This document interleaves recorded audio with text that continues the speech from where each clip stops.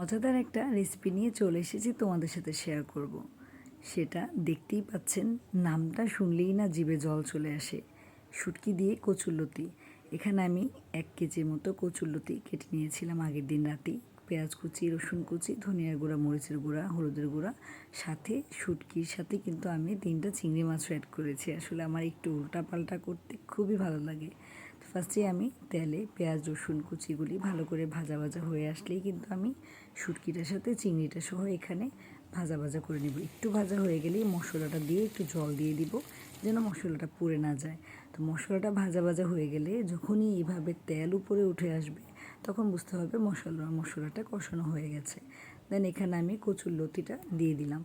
আর কচুরলতিটা, এটার একটা সিক্রেট বলছি আমি, একদম জালটা মিডিয়াম হিটে 10 থেকে 15 মিনিট ভাজা ভাজা করতে হবে।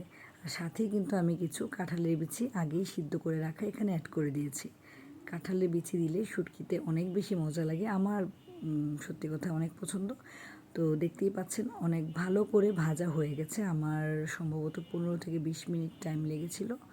দেন ভাজা হয়ে যাওয়ার পরেই আমি এখানে জল অ্যাড করে দিয়েছি। আর জল দিয়ে বেশিক্ষণ রান্না করব না, 3 থেকে 4 মিনিট মাখা মাখা হয়ে গেলেই নামিয়ে নিব। দেখতেই পাচ্ছেন কতটা লোভনীয় হয়েছে, খেতেও কিন্তু বেশ দারুণ হয়েছে। আর মা রান্না করেছিল ঝিঙ্গা দিয়ে মাছের ঝোল, কাতল মাছের ঝোল, আর সাথে ছিল মাসকলাইয়ের ডাল কুমড়া দিয়ে। আজকে এই পর্যন্তই।